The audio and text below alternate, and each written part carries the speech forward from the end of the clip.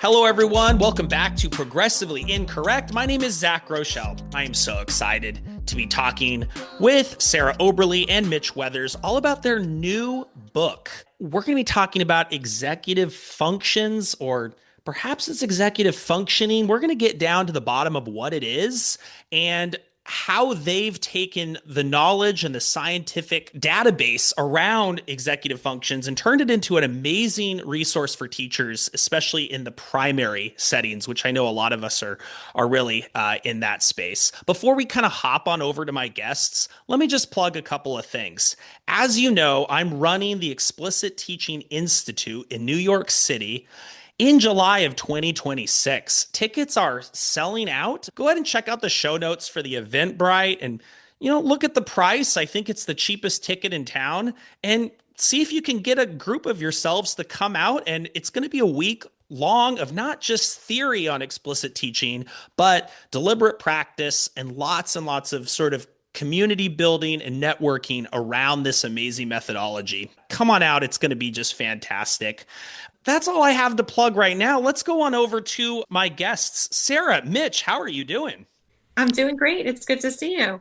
Well, Zach, thanks for having us. I'm so excited. I'm gonna just come right out and just pat myself on the back. But I wrote the foreword to your book. I'm just so happy that you thought to ask me to do that. And so obviously I had to read it in order to write the foreword. And so I've come prepared for this one. I am so excited to start by asking some questions. Before we get into that, maybe you could each introduce yourselves. Sarah, how about we start with you? Sure. I am a first grade teacher. I've been teaching first grade for finishing year 18 right now. I'm also a new author of the book that we're going to talk about today, and I do professional development for LEAs, SEAs, private schools. So my jam is how learning happens and how we can disseminate and make that research accessible and actionable for practicing educators. And you happened to finish a little thing right before we started writing our book. Do you want to mention that and the focus of your dissertation? Yes, I finished my doctorate in fall of 2024. My focus was brokering the science of learning. So, how do we find inroads and receptivity for the research that some of the research that we're going to talk about today for practice? And at the same time, through a research ed in Delaware. Yeah. Hi, everybody. My name's Mitch Weathers. I historically taught ninth grade science at a large comprehensive Title I public school in the Bay Area of Northern California. And in that time, became really convinced that these executive functions set students up for success. Designed a program that has become known as Organized Binder, and I now do that work full time. I'm also an author, and we'll probably talk about this a little bit. My first book came out in 2024 and focused on grades 3 through 12, which in a lot of ways was an impetus for this follow-up co-authored collaboration with Sarah with the K-3 book. Awesome. So the book is Executive Functions for Every K-3 Classroom. And right below that, it says Promoting Self-Regulation for a Strong Start. Now, I'm very excited to talk about this book beyond the literary masterpiece that is the foreword. There's some fantastic content in the pages, and so I kind of wanted to launch with this question. So, executive functioning, it's often described as like a set of skills, right? But your book takes quite a scientific view on this. From a cognitive science perspective, what is executive functioning? And why does it matter? And why does particularly the distinction between skills and I suppose innate abilities and things like that? Maybe Sarah, you can kind of launch us with that. So, executive functions are a set of interrelated cognitive processes, and they are in charge of anything that requires self control. They drive our attention. And so, what's important about understanding that is that when we know that they're not actually behaviors, they're not actually skills, those things are a proxy for our executive functions. We can understand how to support them a little better. And I'm sure we'll talk more about that. Mitch, do you want to jump in and give a little more information? Zach, first of all, the plug, you should have plugged your forward at the beginning because it is really well done, I will have to say. And thank you for that. But you bring up, this is a good question because you hear these phrases used interchangeably: executive functions, executive functioning, and then you hear executive functioning skills. And one way to think of it, Sarah and I like to say that these skills or behaviors that manifest from these cognitive processes. Another way to think of it is they're brought to you by the cognitive process. But in the classroom, for folks that are practitioners that are working with kids, we are trying to spot those behaviors. What's it look like for a student to manage themselves? What's it look like for a student to know how to get and stay organized? What's it look like? So it's a manifestation of the cognitive process, but I think that's why they get interchanged so much. We look at these behaviors or skills, which give us something, again, tangible to spot and be aware of age-appropriate and grade-level expectations around the development of these executive functions, because there's a whole biology component to it as they emerge as we're getting older. But the skills are brought to you by the cognitive processes, is how I like to say it. Yeah, and I'll throw out, to be a little more specific, there's 6 cognitive Oh, yeah, processes good that point. make up executive functions. They're divided into 2 categories. So you have the core EFs and the higher order EFs. Core are working memory, inhibition, and cognitive flexibility. Those are the first to emerge. And then around like early middle school, you start to see the higher order kick in, and that is problem solving, reasoning, and planning. And as people in general, these processes start to level off in about like your early 20s or so. And then pretty much what you have is what you're going to be working with for the rest of your days. I guess that's my big wondering, and I'm sure we're going to touch on this, is like, are there certain executive functions, those that kind of fall into that umbrella term, that largely the teacher just sort of needs to regulate the flow of information and allow students to be able to use what they already have? I'm thinking in particular working memory, right? And then are there other ones that actually, like, we can grow this through like an intervention? Researching for the book, did you kind of land on a tentative answer on that question? That's the big question I had even coming into this interview. Sarah, why don't you take that with your height analogy? Being that executive functions are cognitive processes, our main goal as educators is to understand that our students are still in development of their ability to remember, their ability to inhibit, their ability to be flexible cognitively, and to ensure that the learning experience when they're with us preserves as much of that capacity as they have in the moment. So we are not saying, I'm going to really expand your working memory, or I'm going to fast forward your ability to inhibit. We are not saying we're changing the child or how the child is developing, right? And Mitch is referring to this height analogy. I always say our kids are growing, particularly my students who are, little. I can't do anything to force them to grow faster. But what I can do is make my room more accessible, knowing that they're little, right? I have little chairs, I put things down lower. So it's a similar concept with EFs.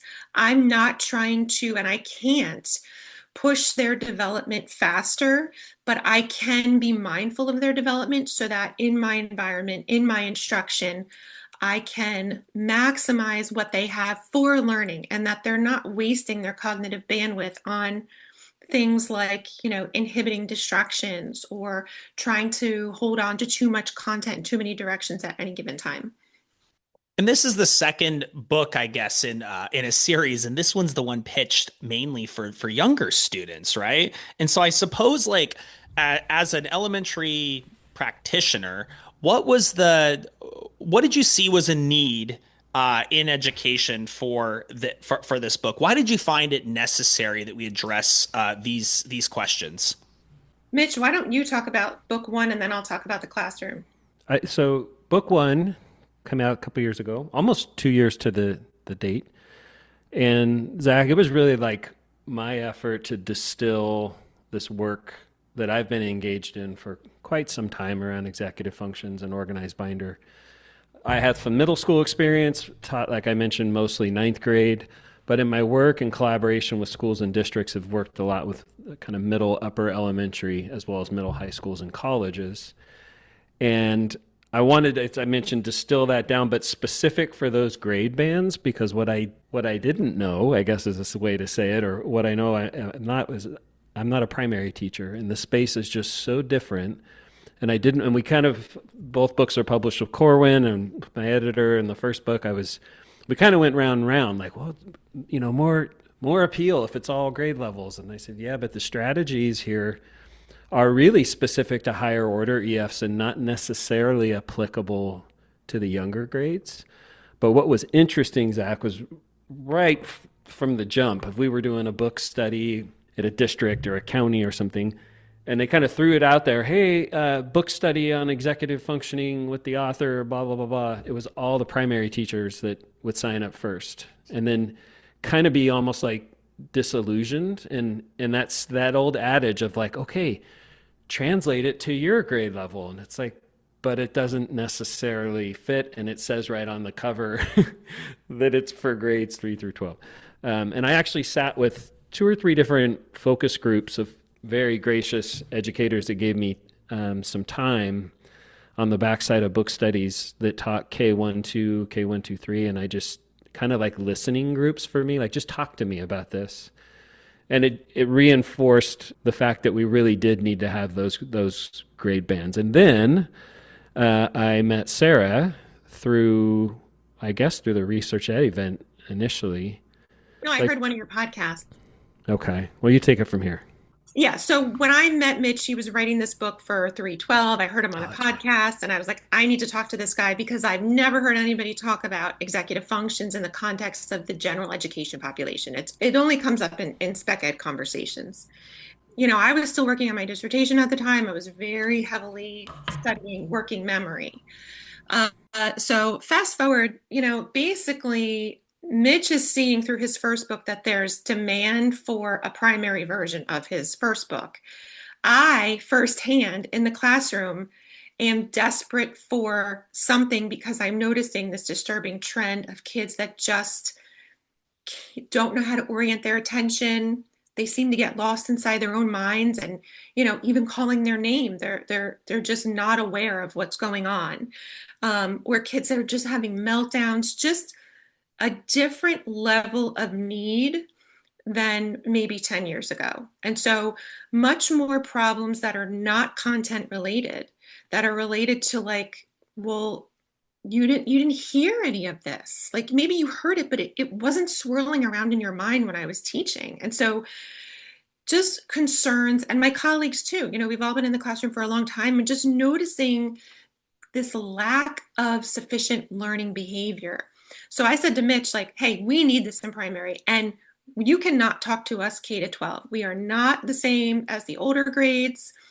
We need our own content. So we eventually, when things calmed down a little bit for both of us, decided to do that together. And here we are. And I still am in the classroom and I still have to think back to what we have learned, what I have learned, what we have practiced, because, I won't speculate as to why we're seeing this in school, but everyone I talk to is saying the same thing.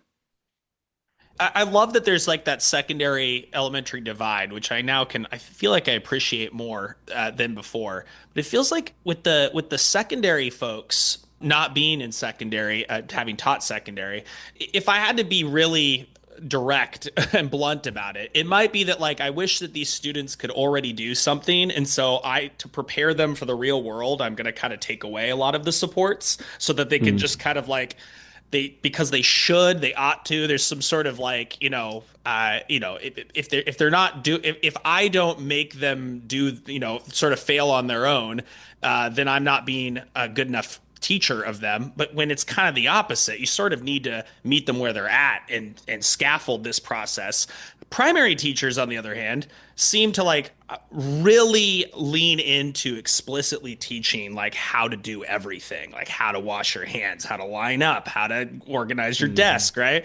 And so, um, but there's still a need. What are you, from the classroom perspective, Sarah? Like, what are you like? I want to talk a little bit more about that. Like, what are we seeing in terms of student self-regulation and student sort of their ability to self-initiate and organize themselves and plan and do stuff in the classroom that might be different since COVID or whatever else. We're seeing things like I begin some kind of instruction and I have kids that aren't orienting their attention to me. They're, staring out the window, they're looking here or there. I have kids who sit down to do independent work and they're just looking around in a fog. And so they're not able to get themselves going. They stall out mid-task. Again, the kids that I have weren't even born when we had COVID. So I don't know if we can attribute everything to COVID, but certainly there's a change.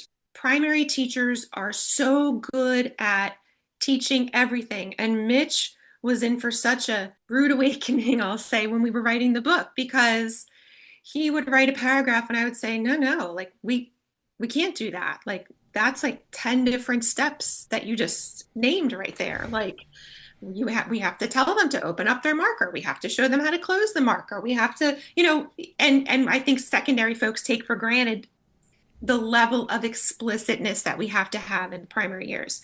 That being said, even though we are good at it, there are things that when you understand how learning is happening, how executive functions are being pressured in the classroom, there are tweaks that you can make to your routines, to your instruction, to your environment to help your students who are already, experiencing a compromised ability to inhibit, whether it's distracting thoughts, whether they're trouble with discriminating what they should be focusing on, holding things in working memory.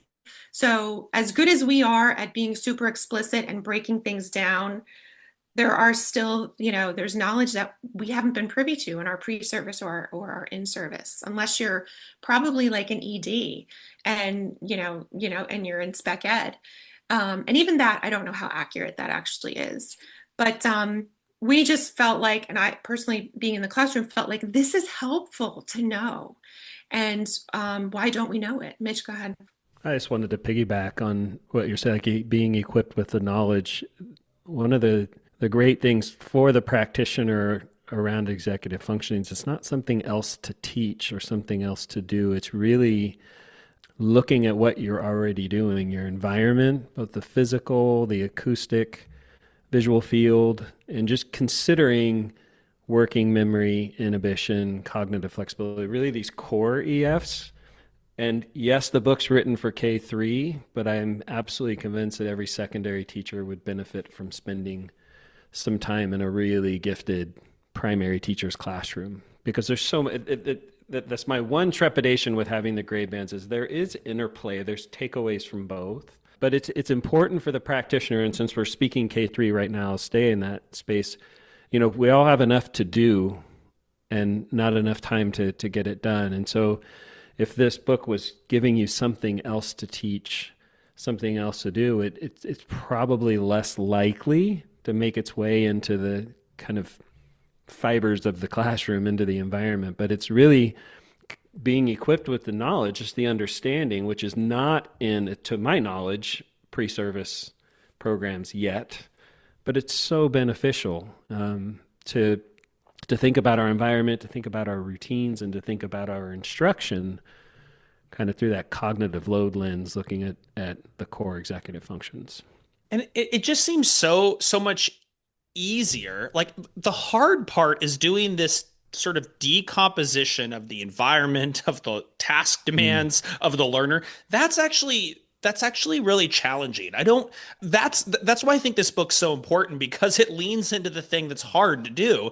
The easy part is just like with teaching anything, is just give a large task that is not decomposed, observe, and then sort of have to rewind and try again. And maybe you just kind of through through lots of repetition, maybe you slowly inch your way closer to where you kind of thought you were going. But this asks the teacher to really be like analytical, to take the time to break what's probably like really seems huge and vague, like cognitive flexibility, and break it down into sort of observable things that you could model or think aloud, which kind of brings me to like my next question. So you highlight minimizing interference and increasing automaticity as key ways to think about executive functioning. Can you unpack what each of those means for educators? Interference, think about your learning environment if you're a classroom teacher. Anything that a student might having so that the second core executive function inhibition, anything I'm having to kind of filter out. And let's recognize there's some things that with interference that are within our sphere of influence or control, which to your point, Zach, that just kind of considering my environment, my routines, and my instruction. And are there any areas where I'm inadvertently creating more interference that you have to deal with? This is true of big kids. This happened in my own practice, which was kind of an epiphany or a starting place in my own journey figuring this out. But I worked with mostly multi-language learners. And one day, probably my second year or something in the classroom, it just hit me like, oh my gosh, I'm relying on verbal communication far too much, and at times entirely.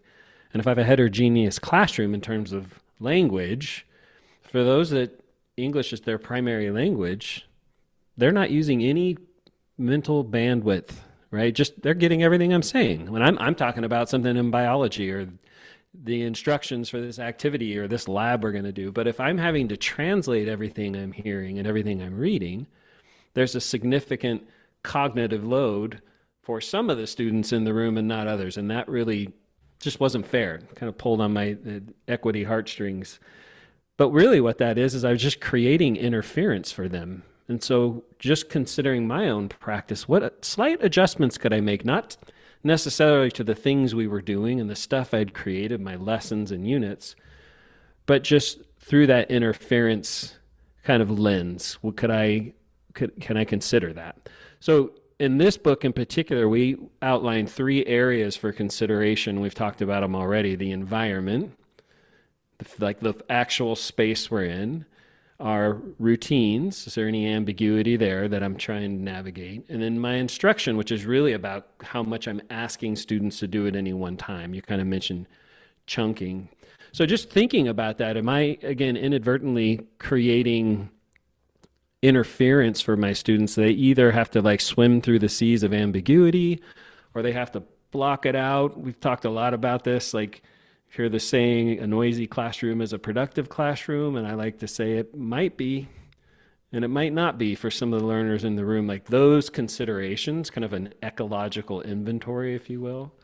And then thinking about how do we make those, as much as we can, automatic? Because if it's automatic, I'm not using any of my working memory bandwidth to try to process or keep up or figure something out. I'm protecting that precious resource for learning and kind of self-regulation. That's kind of the shift. It's thinking, where's there interference and how can I bring about automaticity in those areas and others? Add to that, Sarah. Yeah, so interference could be a new decoration in your room that your kids cannot stop looking at, and you are asking them to pay attention to you, and can you blame them? They want to look at this new thing. It's novel, it's intriguing.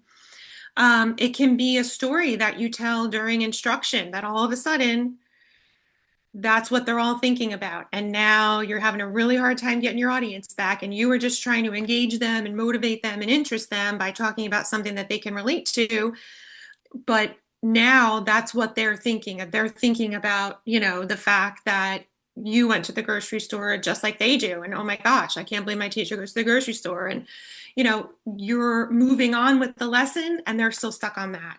So you created more pressure on their EFs because now they have to have the ability to discriminate. Okay, back to Mrs. Oberle, back to what we were talking about. And that's just making it hard for them. Like, why expose them to something that's going to have to make them switch their attention? Interference can be, when we line up to move to a different space, when we're transitioning. And I don't have line order. And now you better use your cognitive flexibility to figure this out and don't get into an argument and make sure everybody's staying in the right spot. So if I can assign line order, that takes away the ambiguity and the demand on their ability to be flexible cognitively. On the flip side, automaticity, we're talking about of content. So any prerequisite knowledge that your students need to complete the learning and the task at hand, as most of us know here, when it's automatic, when it is accessed without any effort, then we're taking the pressure off of working memory. Then we can use working memory for something else, for things that we want it to be working for, right? Because we're not saying we don't want you to use your EFs. We're saying we want to maximize what you have, which when you're little is not too much, for the actual learning. So we want to block out as much of the other stuff as we can. So we want automaticity of content. We want automaticity of procedures in the classroom. And so how do we do that? We make them shorter. We make them more succinct. We want automaticity of access to supports. So, if my student feels like it's loud and I've done what I can to mitigate that in the classroom, maybe it's recess, maybe it's the hallway, go grab a pair of headphones. Like, good for you for acknowledging that you're having trouble focusing. They are the inverse of each other. We want to decrease as much interference as possible, and we want to up the automaticity, and we want to be aware that anything that our students are not automatic in, we need to somehow control for. And if we don't, we're giving them the job that we're giving everybody, plus all those foundational skills that led up to that. And I think what's powerful from what I'm hearing from you both is like the blame game it's not being made, like, we're not blaming the students for coming to the class with, a so-called deficit in one of these areas or one of these domains of their learning. What we're doing is we're taking a different lens. Like, how can I change what's under my control? I think, like, to your point earlier, like what you said, you mentioned, like, why would we make it more difficult than it needs to be? Like, I'm pretty blunt on this podcast. It's like, I hear a lot, like, it's just, I've got to have the kids, like, sort of figure it out like I did or something. Like, no one's going to help help you in the real world kind of excuse. And, or maybe even the line of, like, it's too regimented for me. I don't like being this organized, I guess. Mm-hmm. Have you heard some of these things, like, kind of and what would you respond to maybe some of those criticisms? I've heard them ad nauseum, Zach, and I try to be politically correct in my response, but that narrative, and in this, I think, well, maybe not entirely, but it certainly rings true for upper elementary, middle, high, and even into college, right? Well, you're not going to have those supports in middle school, so why should we offer them now? And the middle school narrative, well, you're not going to have these supports, these structures in high school, so why should? And then off to college. Like, at some point, the old adage, like, well, if not us, then who? Like, is this just, the research is clear that these traits, these skills, these behaviors that possibly were learned by students on their own, maybe by lived experience or whatnot, aren't necessarily happening on their own. We kind of mentioned that, like, this growing sense of dysregulation. And so I have the nicest way. I have some ways that involve words that maybe aren't appropriate for the podcast that I'll not use that one, but I've come up with this way of addressing it. And I just say, okay, let's just pretend if we follow that logic that, you're somehow going to fail forward. Like, if you look at it this way. If we just somehow, something happened globally and tomorrow we knew none of us could have any water. You're not going to have any water for 24 hours. And by the end of the day, you're going to be quite dehydrated, and it's not going to be very great for you. If we knew that ahead of time, like today, if I follow your logic, then you would stop drinking water today so that you know what dehydration feels like tomorrow. And I'm like, would you do that? Of course not. You would drink water in mass volume right up till 11:59 and try to ride it out, right? It's not the perfect analogy, but it's like, what are you talking about? And if you once you're equipped with this knowledge, it's also, I want to keep reiterating, it's not something else to teach and try to fit in and try to it's about approaching this with curiosity, equipped with the science of learning. Like, this is how our brains work, and there's things we can do, subtle shifts, slight shifts that are actually quite fun to see and adjust and, right, just kind of in process. But the whole notion of you're not going to have this in the future, so I'm going to subject that to you now, it's just tired and old. So I hope we can put that one to rest in our industry. And maybe Sarah, you can answer that the last critique, because I haven't seen your classroom, but I have seen pictures and things, and I see in your classroom my classroom.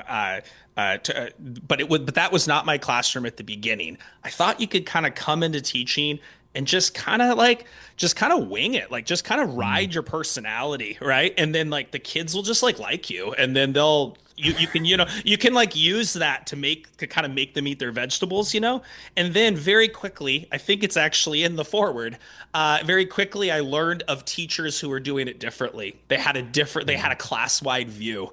They could pre-correct errors before they came about, right? They were looking far and wide because they had these deep funds of knowledge, and it made me a different teacher. And so, like, what about that criticism? Like, this is too regimented. This is too, or the organization of this just seems too prescriptive. Perhaps that word might be used. I think the majority of primary teachers are not going to think that if they've been teaching for long enough and seen how well things go when it's a free-for-all.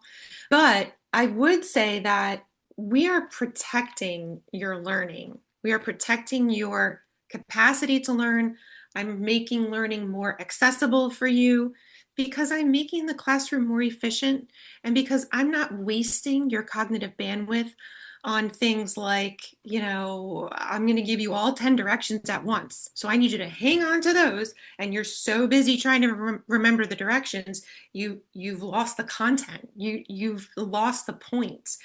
And so, this is just knowledge for the teacher to look at their classroom and say, I anticipate this is going to be a problem, or this is going to be a pain point. So how can I mitigate that ahead of time? Or in the moment, I see what's happening. I'm losing them. I've given them too much. So we're either, anticipating, we're treating, or, you have a kid who's doing poorly academically, but you just have a sense that they get the content. And you don't understand why they're not able to demonstrate it in the way that you're asking. And sometimes kids struggle with navigating the actual task. It's the navigation of what you've given them or the format that you've given them. So maybe you want them to explain their thinking in writing. And writing is so cumbersome for their working memory because they don't have the prerequisite skills. They're not fluent in letter orientation or letter sounds, or they don't have mechanics.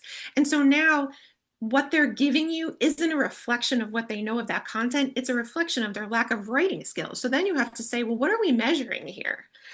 So, back to your question, I think that we romanticize the idea of, give them whatever, let them do whatever, let it be a free for all. But I think we're really inadvertently, because all of us have good intentions, we're putting our kids, particularly our higher risk kids, at such a disadvantage. And if you think about it, if you're an adult and you're trying to learn something or working on something, don't you want an environment that honors your attention and your concentration, right? We go to the library, we shut the door, we want it to be quiet, we want to have things organized. When we're driving somewhere, I want to be automatic in where I'm going, or I'm stressed. I'm in like a hyper state of alertion. And so we don't want that for our kids. And I will say this is from experience, they love knowing exactly how everything works. And, when I'm out and I come back, They're like, oh, we already did that. Oh, we did that. In the sub, we did this, we did that. They love it. They feel powerful. They feel responsible. And it doesn't have to be this like mean, demanding, controlling environment that I think people make it out to be. Because what I'm actually doing is I'm supporting and protecting my students' ability to learn. Hmm. And that's true, Zach, as you know, of big kids too. The more predictable the environment, the safer it feels, and it has a profound impact on students for whom life outside of school or outside of my class is anything but predictable and might skew more towards chaotic or traumatic. We can't necessarily fully comprehend what students maybe their lived experiences outside of school. And I've had this conversation with many educators over the years. Tell them be wildly creative with your content, your activities, the things you're doing. You can have clarity there, you can model there and have your routine. But the way the class runs, the routine, aka like how you do school, create a predictable environment. I happen to lean towards let that routine give them practice doing some of these behaviors and skills. Um, but never sway from your routine. Just keep it the same. I used to think of it this way. Like, I have students show up to class, again, ninth graders, so big kids, 15, 14. And I was like lucky if there was a pencil or like one artifact from the previous day. And I could also tell kind of conceptually they weren't making the connection. They were kind of like just coming and doing their time and then leaving. And there was no like explicit connection to, hey, the stuff we did yesterday connects to what we're doing today and where we're going tomorrow. And then it dawned on me at one point, like, oh, you don't know how to do school. The good thing for my students was I never felt really comfortable in that space either. And I remember clearly when I felt like I knew what to do in the class, I felt better. I engaged more and I was actually more successful. And so if the assumption is, well, you should know how to do school because you're in ninth grade, what I did is I want you to know exactly what the beginning, for example, the first 3 steps of our beginning routine on your way to the class. I want it to become so automatic that you don't even think about it. And here's the point there is if we can get to that kind of clarity, then and only then can we start the conversation around accountability. But if we jump to holding students accountable, well, this is what we're supposed to do, and I'm swimming in those seas of ambiguity, it's kind of like, well, but if I can have that automaticity, here's the routine. You just know what to do. It's how we do school. I'll agree with Sarah. They love it. But then we can start talking and having the conversation around, hey, that curiosity, what's going on? Accountability, and that's an okay conversation. There may be something, but that's why the tier 1 nature of this work is so important, because we can actually, as any universal MTSS tier 1 should be able to do, is identify areas of need and at times, not always, but at times address or help, kind of mitigate that concern or need in the tier 1 space. And so if something's persistent, then we have that curious conversation of, hey, what's going on here? And it might be in my sphere of influence where I could make some of these small tweaks that Sarah's talking about, or it might be something else, but we're at least getting to that kind of root cause there. Let me contextualize this for kindergarten or first grade for you. So, and again, I agree with the fact that our first 3, 5, 7 years, we're just winging it. And we're, trial and erroring our teaching. And that's one of the things that Mitch and I is like, if you can at least learn about this ahead of time, you can sidestep some of that waste of energy and time and getting it wrong until you finally realize how to get it right. But so kindergarten and first grade, I have a bathroom in my classroom, as do the kindergarten classrooms. And, when a kid would come out of the bathroom, or excuse me, not come out, go into the bathroom and leave the door wide open. And I'd be like, what are you doing? Close the door. My nicest first grade voice. But getting annoyed at that. And then very quickly realizing I can't get annoyed at them if I never told them that that's the expectation and given them a chance to practice it and remember it, because now they're under fire. And, I took for granted that they would know that. And maybe at home, some kids aren't doing that. So now they're embarrassed. They have kids walking in on them, or they hear me being like, shut the door. And so in my context, it can be something as simple as that, as like, hey, this is what we do here. And if you didn't know, now you know. If you knew, great. But I want to make sure that everybody knows, because I'm not going to make assumptions about what you're coming to me with. And that goes for content, that goes, for getting along with peers, all of that. We have to model and explain our expectations around the infrastructure of learning, not just the content itself. I think it's just so much easier to take away supports after you maybe initially over scaffolded than it is to do the other way. Like you just said with the bathroom example, you could like, what are you doing? And now you're in the realm of like nagging like individual students. But if you had simply at the beginning of the year just modeled, so here's our classroom bathroom. Now watch me. I'm gonna live model how I enter enter into the bathroom, shut the door, and listen for the lock. Listen, tap the lock. Did everybody hear the lock? Watch me again how I close the door. Great. So from now on, what are we going to do? Let's get a couple kids up here and practice with me. Let's do a little bit of a skit. Awesome. Okay, throughout the day, what are we going to do? Choral response. Get everybody, you do that support, taking that away takes away then the subsequent nagging of individuals, which I think has that vicious kind of cycle of just negativity and punishment. Yeah, that's a great small shift. Are there other small shifts that you kind of thinking about? Like, I'd love to hear some more of these kind of examples.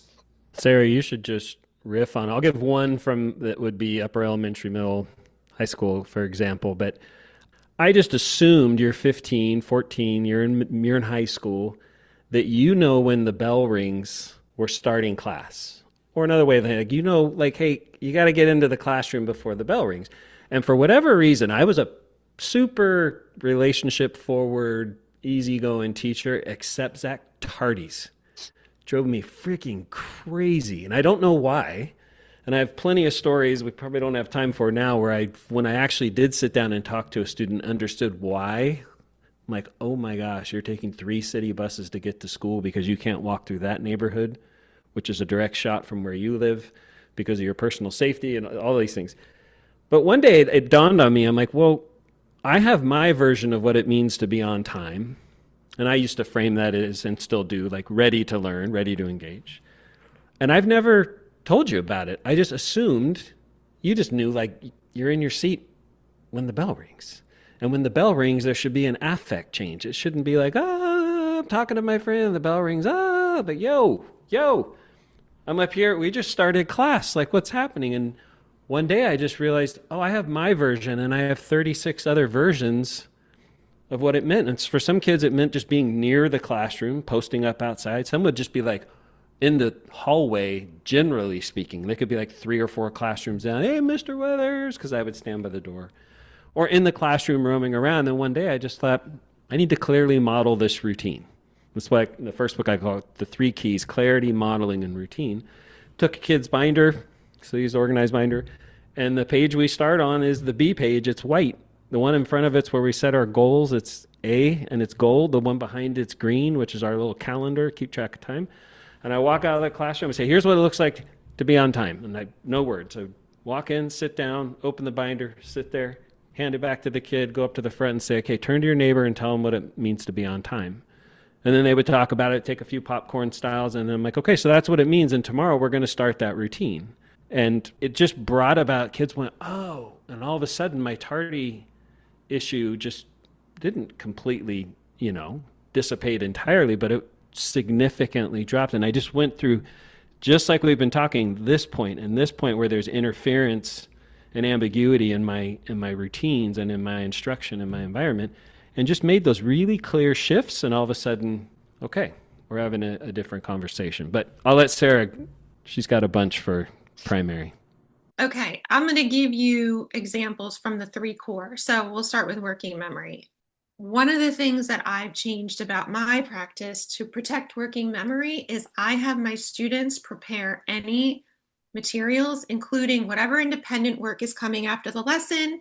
If there are cubes or shapes, or, they're going to need whatever, their folder. We get everything set. Then I teach. We do our activity, whatever. As soon as they get back to their seat, there's no fussing over. I didn't get a paper, I lost my pencil, or I don't have this, or, you have 6-year-olds there counting something out. Well, they're also trying to remember what you just taught them and the directions for how to do the task.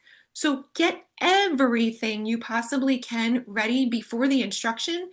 So as soon as that instruction is over, they don't have to waste any of their working memory on setting up what they're supposed to do. I want them to just immediately start. The other thing we'll do is, working memory wise, when there is an independent task, I really, and I just did it today when I gave a test, I'm like, we're just doing number 4. Come to the carpet. Here's a picture of number 4 on the document camera on the screen. Here's what I want you to do. I'm going to say it again. Go do number 4, turn it over, come back.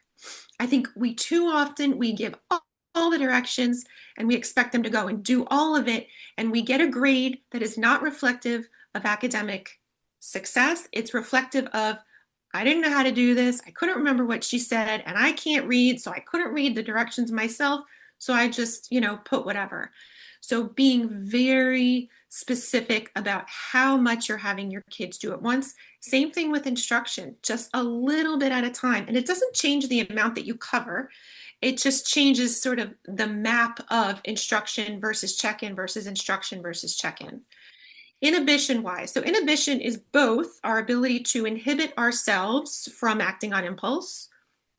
I want to yell out, I'm going to do it. Oops, I shouldn't have done that, but I didn't have that, inhibitory process to filter myself in the moment. I want to scribble all over my paper. I'm not going to do that. I'm going to inhibit that impulse. Inhibition is also your ability to discriminate what you're paying attention to and what to not pay attention to. So what you're not attending to. So kids who can't inhibit their attention are all over the place because they cannot decipher what they should be putting their focus on.